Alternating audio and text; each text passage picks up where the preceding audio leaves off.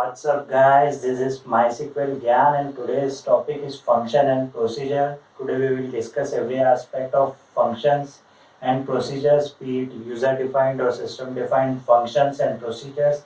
So, without further delay, let's start.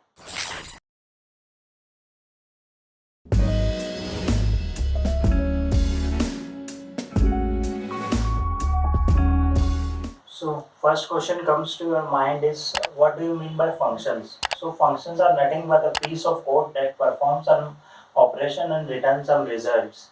So, there are your two types of functions basically, that is built-in function and user-defined function. Built-in functions are like current date, current time stamp, etc. You can use this function in your select statement with select query, and you can use these functions as it is as well, for example to extract current time, current date, etc. And user defined functions are functions that you write the logic of this function so as to reuse in your code in future. So whenever that like some requirement comes to you that every first character of the string should be in capital, so you can write the function and reuse in your code according to the requirement. So basically function can be categorized mainly into two: built-in functions and user-defined functions.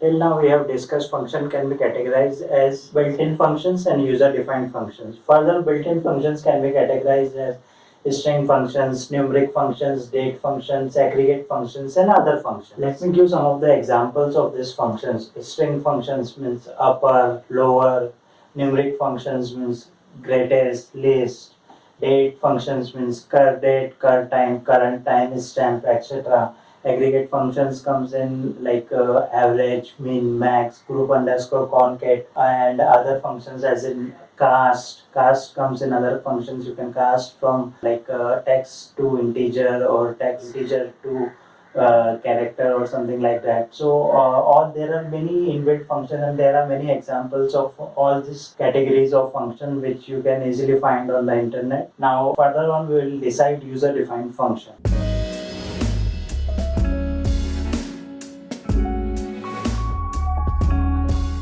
Moving on, what is user-defined functions? So user-defined functions are functions which you create as per the requirement or problem statement. So many times you got some sort of requirement, like you get data from third-party sources and that data is not in proper format. So you basically get a requirement, okay, so these are the data of some books, and first letter of like every sentence should be in capital, or first letter of every word of an input string should be in capital or something like that. So for that kind of requirement, you can create your own functions and just store it and use it like for that requirement and for future requirements as well. So like this is just an example. There are many use cases for user-defined functions which you will see when you first get comfortable how and where to use functions.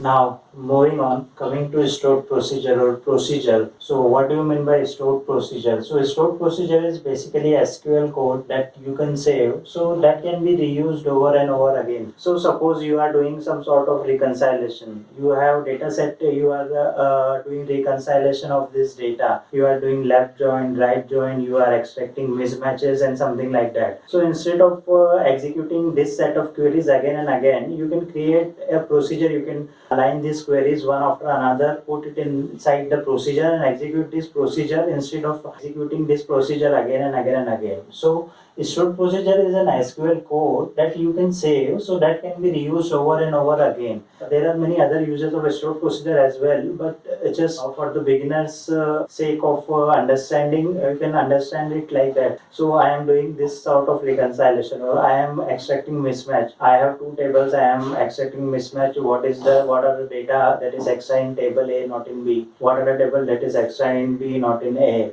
And you are doing this kind of reconciliations again and again every week or every day in your company as a fresher. So instead of executing these queries manually, just create a process just align these queries one after another, put it inside a procedure and then execute this procedure instead of executing this set of queries again and again and again. And there are many other use cases of procedures as well, which you come to know once you get comfortable with where to use function and where to use a stored procedure.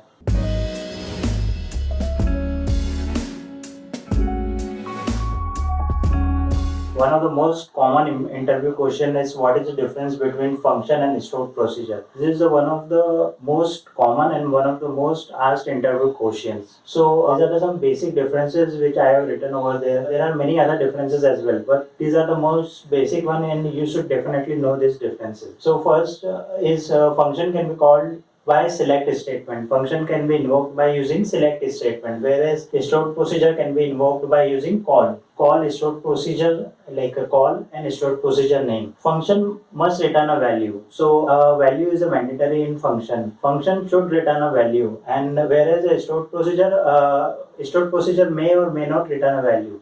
So value is not mandatory in terms of a stored procedure. No DML is allowed inside the function, whereas a DML is allowed inside the stored procedure. So you can insert, update, delete, all these commands you can execute within a stored procedure. And last but not the least, function cannot call a stored procedure, but a stored procedure can invoke function. So within a stored procedure, you can invoke function, inbuilt function or user defined function, whatever the case. So these are the most basic ones which I have written over here. There are others as well. Once you get hands on the stored procedure and function, then you get to know that there are many other differences as well. Like prepared statement, we cannot use prepared statement inside the function, and there are many other examples as well. So just go through basic differences. Just try to create your own functions and stored procedures. Just try to implement whatever comes to your mind, and then while implementing you will come to know, okay, these things are possible and these things are not possible. That's it from my side. This is MySQL Gyan, and I will see you in the next video.